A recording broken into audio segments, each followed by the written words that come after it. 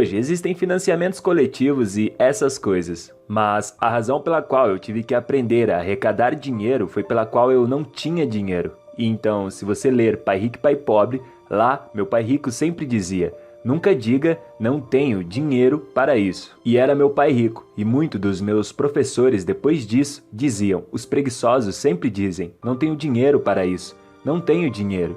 E é por isso que eles são pobres. Eles têm uma mentalidade pobre. Então, ao invés de descobrir como arrecadar dinheiro, é muito mais fácil ser um perdedor.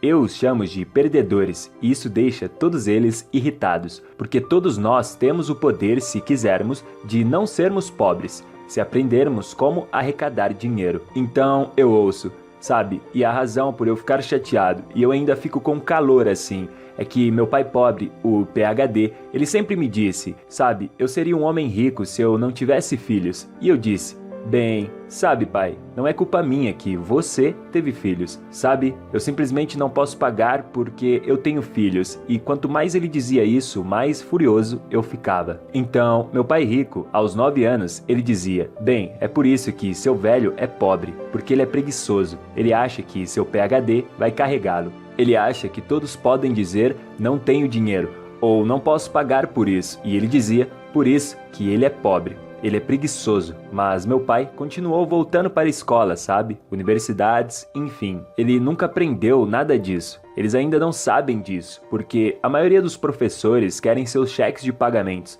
querem sua estabilidade. Eles querem segurança no emprego. Essa mentalidade é diferente, e é isso que eles ensinam às crianças. Então, a razão de eu dizer que apenas pessoas preguiçosas usam seu próprio dinheiro é porque é preciso muito mais inteligência para levantar capital. Então, eu nunca fui capaz, desde o meu pai rico, desde menino, meu pai rico me proibiu de dizer, não posso pagar. Ele disse para mim, vá descobrir como você pode pagar, como você vai fazer alguma coisa. Descubra como você pode fazer algo. Então, ao longo da minha vida, a maioria dos projetos que comecei, eu nunca tive dinheiro. Eu gosto de não ter dinheiro, porque me obriga a pensar. Eu fico criativo, eu tenho que me educar. Eu tenho que falar com caras ricos, como você fez isso, como vocês fazem isso. E o que aconteceu comigo é que eu acabei de completar 72 anos e eu nunca precisei de dinheiro. Porque se eu preciso de dinheiro, eu descubro como arrecadá-lo. Entende? É fácil dizer eu não tenho dinheiro para isso. Todas as pessoas pobres dizem isso. Todas as pessoas pobres dizem, bem, vamos taxar os ricos. Todas as pessoas pobres estão dizendo, bem, me dê uma educação gratuita, comida gratuita, escolaridade gratuita, manicure gratuita, pedicure gratuita. Existe preguiça. E essa é a minha opinião. Então, sabe, ao longo da minha vida, eu levantei centenas de milhões de dólares. E foi pelo simples fato de que eu não tive dinheiro quando jovem. E aí eu aprendi a como levantar capital. E é muito simples, você tem que encontrar um ativo. E isso vale mais do que eu, sabe? Se eles não podem investir em mim, porque isso se chama escravidão, então o que eu faço? Quando eu comecei, eu escrevi isso no livro Fake. Eu comecei com um pequeno pedaço de imóvel. Eu encontrei uma desculpa, sabe? Esse condomínio com um quarto e um banheiro foi a minha desculpa para as pessoas me darem dinheiro. Tudo que eu precisava fazer era garantir que eu pagaria eles de volta. Portanto, meu primeiro acordo foi um acordo de retorno infinito. Eu não tinha dinheiro em negócios porque eu era 100% devedor. Era um condomínio de 18 mil dólares.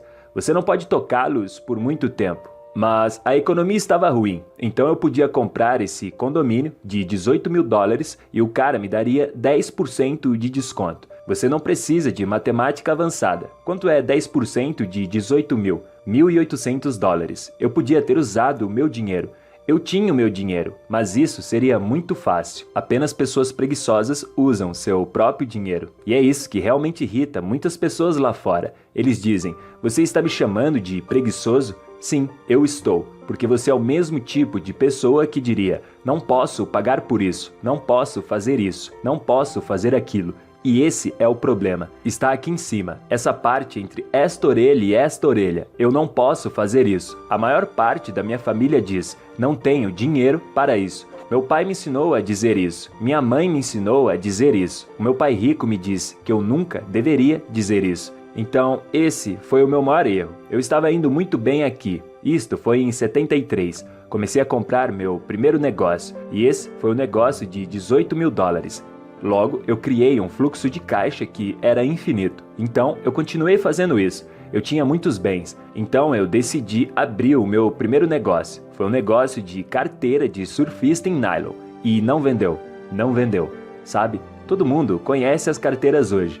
Mas naquela época, isso em 1974 ou 75, eles não sabiam o que eram as carteiras. Então quebramos muito rápidos. Compramos 100 mil dessas carteiras na Coreia. E nós enviamos para o nosso depósito. Estamos pegando dinheiro emprestado de investidores. Então, arrecadamos cerca de 600 mil dólares. E eu tenho esse negócio de carteira idiota. Então, estamos com sérios problemas. Eu devia ao meu pai cerca de 200 mil dólares. E meu pai rico estava rindo de mim. Estamos quebrando muito rapidamente, porque não podíamos mover as carteiras, 100 mil delas. E nós estávamos sentados nesse armazém e ninguém compraria de nós. Então aí está a coisa boa sobre esta estupidez. Você se torna mais inteligente. Então, eu comecei a pensar, o que há de errado nisso? O que pode estar acontecendo no mundo nessa época? E todos começaram a correr nessa época. Ninguém corria antes, mas as pessoas estavam começando a ficarem gordas e as pistas de corridas estavam ficando cheias. Então, esses caras estão todos correndo. Então, estávamos lendo um jornal, sentado nesse armazém. E, lendo o jornal, descobrimos que havia um corredor que estava correndo ao redor do parque. E o que aconteceu foi que esse corredor não tinha onde colocar a chave do carro. Então, o que eles faziam? Ele colocava a chave no pneu dianteiro do seu carro e saía percorrer pelos parques. Então, estamos lendo esse jornal. E aí, voilá, quando ele voltou para o seu carro, o carro não estava lá. Então ele disse, eles roubaram meu carro. E a questão era, na manchete do artigo do jornal, estava escrito, o que os corredores podem fazer com suas chaves. Então, sentados lá, nós dissemos, meu Deus, um problema. Então, com isso, eu projetei o bolso do sapato e publiquei na revista da Playboy, com uma imagem de uma jovem linda, apenas com um tênis que continha um bolso.